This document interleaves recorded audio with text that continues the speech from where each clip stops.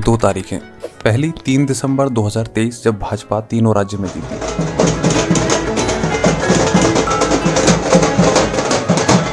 और दूसरी तारीख 21 नवंबर 2023 राजस्थान में वोटिंग से 5 दिन पहले जब गुरमीत राम रहीम को पैरोल मिली। गुरमीत राम रहीम एक बार फिर जेल से बाहर आ गया। लेकिन दोनों में कॉमन क्या है? कॉमन है हर बार राम रहीम का इलेक्शन से कुछ दिन पहले जेल से बाहर आना और बीजेपी का जीतना।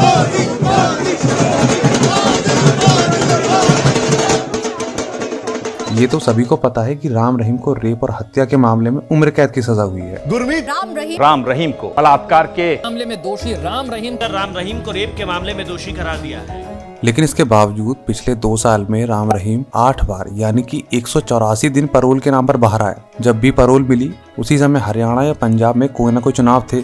हाल ही में राजस्थान चुनाव से ठीक 5 दिन पहले हीनियस क्राइम के अपराधी को फिर से पैरोल मिल गई। लेकिन ऐसे कैसे? अब इस लिस्ट पर एक बार नजर डालते हैं। बीजेपी के कई बड़े नेताओं से बाबा का सीधा कांटेक्ट था, जैसे अनिल विज, मनोहर लाल खट्टर, सुब्रमण्यम स्वामी तो जैसे ही बाबा को जेल हुई तुरंत उनके सपोर्ट में आ गए थे।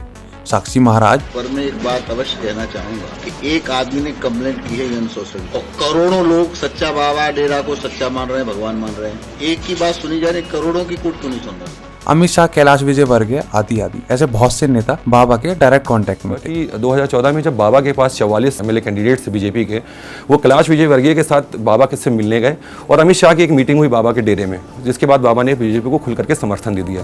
हाँ, ये बात जरूर है कि 27 अगस्त 2017 से जब राम रहीम को जेल भेजने का ऑर्डर आया था तब से बीजेपी ने बाबा से दूरियां बना ली, पर वोट का आशीर्वाद लेने के लिए पैरोल का चढ़ावा चढ़ाती रही।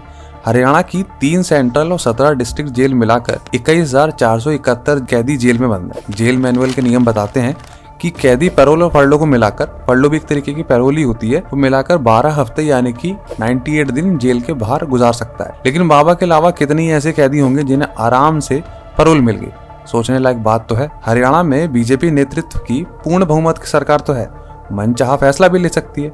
हरियाणा के जेल मंत्री कृष्णलाल पंवार से जब पूछा गया कि ऐसे कैसे बाबा को पैरोल मिल जाती, तो संवैधानिक बातें उन्होंने बता दी। सर आपको नहीं लगता कि जिस तरह से उसने इतना हीनियस क्राइम किया है, क्या उसको मिलनी चाहिए पैरोल? नहीं, जेल में बंदी चाहे राम रहीम है अन्य कोई बंदी है, 1 साल के बाद उसको पैरोल लेने का अधिकार है। अच्छा, इसमें एक फैक्ट ये भी है कि 2014 में जब पवार साहब इलेक्शन जीते थे तो उन्हें बाबा का भी सपोर्ट मिला था। खैर, मुद्दा तो 2024 का है। एक सवाल ये भी कि गुरमीत राम रहीम जैसे बाबाओं का वर्चस्व पंजाब, हरियाणा, राजस्थान, हिमाचल प्रदेश में बढ़ कैसे गया? गुरमीत राम रहीम के संगठन डेरा सच्चा सौदा के मुताबिक उनके दुनिया भर में 5 से 6 करोड़ भक्त हैं, लेकिन ज्यादातर इसका असर पंजाब और हरियाणा में है। अच्छा, इसमें एक इंटरेस्टिंग फैक्ट ये है कि बाबा के ज्यादातर समर्थक दलित यानी कि SC कास्ट से आते हैं, क्योंकि हरियाणा और पंजाब में शेड्यूल ट्राइब यानी कि ST तो है नहीं।